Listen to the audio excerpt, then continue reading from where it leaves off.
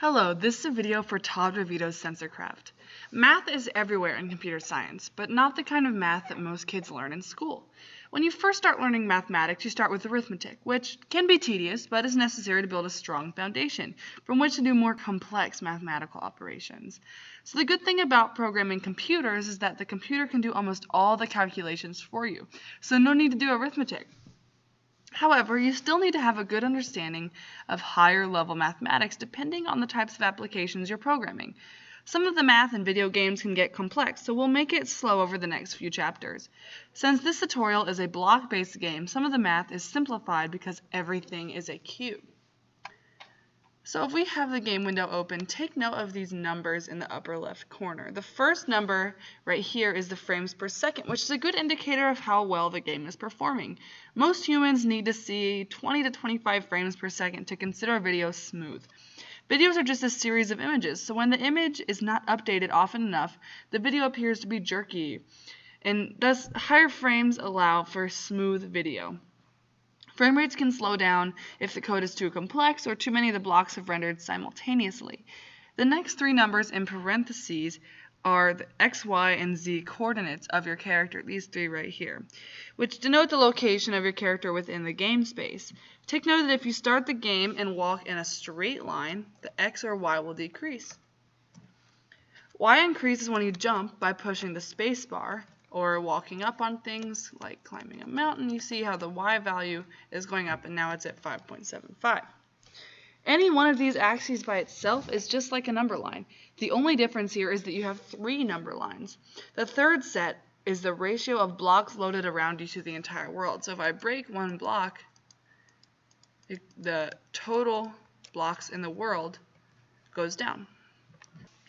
To get started with this exercise, we are assuming that you have Python downloaded and installed on your computer and the latest version of SensorCraft cloned onto your desktop. So let's get started. First, open a terminal. We're going to go CD and then desktop SensorCraft code. All right, and then we're going to copy 01. Oops, that's supposed to be an underscore.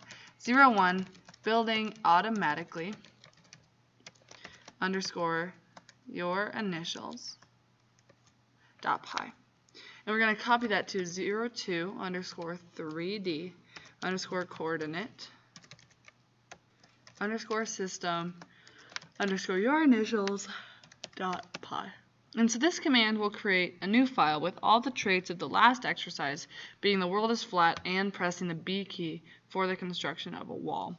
So SensorCraft and other games use a system called OpenGL, which stands for Open Graphics Language. This system draws geometric primitives in 3D very fast. Obviously, a game such as SensorCraft uses many cubes, but how does each block type get created?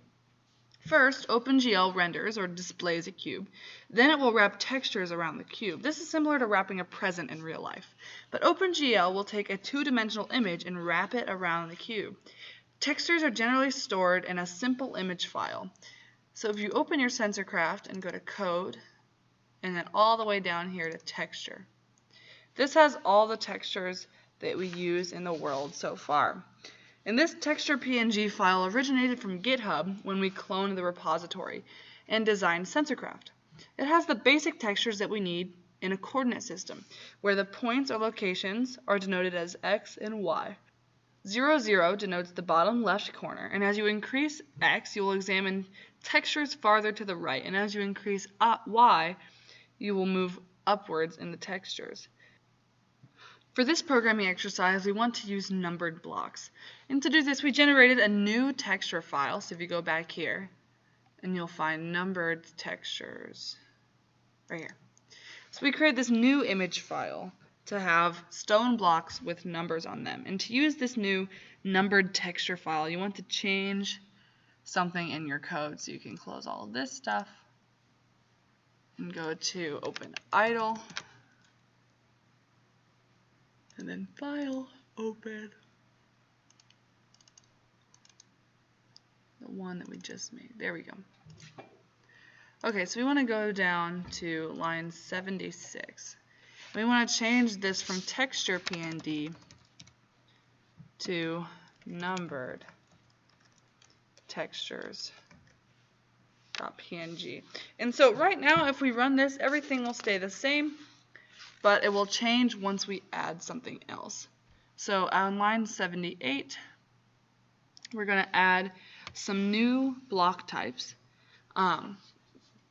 It's best just to copy and paste these because there's a lot of numbers, and in order to reduce error, I'm just going to copy and paste. Okay, so what this code does is specify the different types of blocks. We had already been using the first 4 blocks: grass, sand, brick, and stone. For each block, we use the coordinates to define the top, bottom, and side textures in that order. We then added numStone, a list of blocks of the various numbers. When we call append, we are adding a new set of coordinates to define a numbered block to the list. Now for an integer, let's call it n. Between 0 and 6, you can just call numStone n to reference a block displaying number n.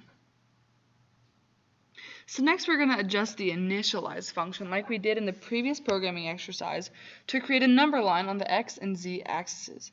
We want where the player starts to be treated as the origin, or 0, 0. And we want to number the sides and in front and behind the player's location.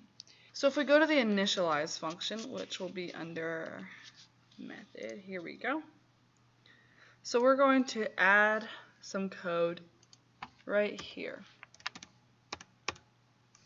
And so I'm going to fast forward typing the code, so I will see you in just a second. Okay, now we have our code that will make the x, y, and z number line when we run it. So we save and then F5. It should pop up, and give it a second to load. There we go. So you can see that it numbers the blocks, and if you look up in the top left for your coordinates, you can see we're at 2, 3, 4, 5, 6, 7, 8, all the way up to 9.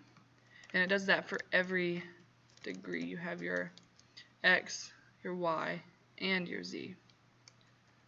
So awesome, that's all we've got for this tutorial. Make sure to check out our next one. Happy crafting!